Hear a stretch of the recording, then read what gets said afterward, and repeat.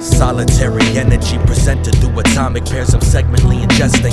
Concierge for decrements of venting during the first emergence of subconscious terror never been expressed, so I had to just breathe out, breathe in, breathe out. It all started in the darkest parts of an apartment. The night after the spice of the medicine man had left my system, I woke noticing no glowing stone and dove to devotion of emotional control. Floated in zones, it's a poster, just a color cold-coded, cold, atrocious, lonely, open hole. It must have gulped the glowing stone, so unknowingly my focus was on hopeless emotions who slowly spoke their tones. I rewrote them the dope, flowable poems most don't know. They were potent omens, overgrowing goals. Dopeness encroached when that stone went missing, but I didn't realize what was missing was my soul. Your music makes sense to no one but yourself. There comes a time in your lifetime when you gotta do this thing called living on your own. And when you're sitting by yourself, the anxiety kicks in, cause you realize you're all alone. But that's when the spark comes, cause from the top you'll only fall so far from. Rock bottom is real. Don't cut yourself. Stay sharper than them rocks. Focus on your health. I try these complex geometric patterns that are made out of love and understanding. They seem to me to be like the building blocks. So when that stone went missing, I'd begin envisioning cognition.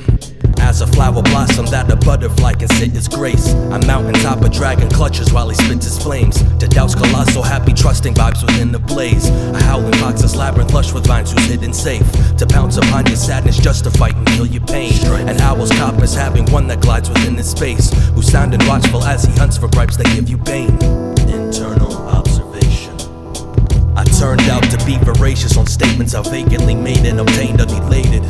Gurus to shamans to psychiatrists, voodoo like the whining to the scientists. They all expound analogous nouns through astounded ballads about how thoughts come to you through cognitive appliances. Thoughts are infinite shapes with description in place, but I think I'm insane and I should've repent or gone up, but I'd square off with a ghost in the mist as my forearm busts open a fist with a block.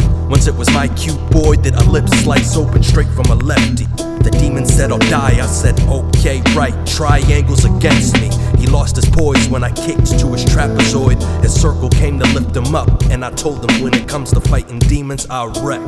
Tango if you want, break down the fight. I keep my eyes on him, I keep my eyes on him. Then once I see a chink in his armor, boom, one of his eyes may move.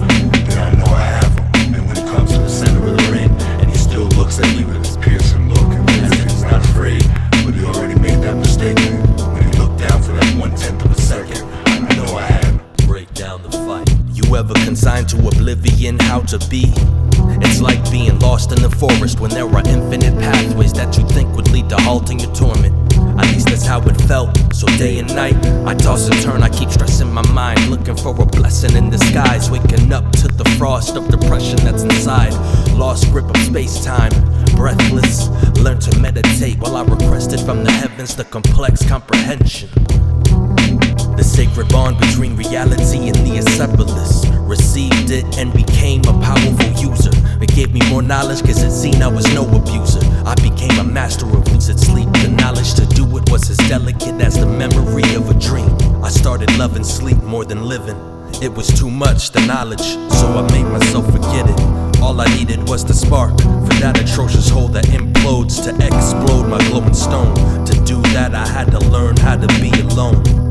There comes a time in your lifetime when you gotta do this thing called living on your own.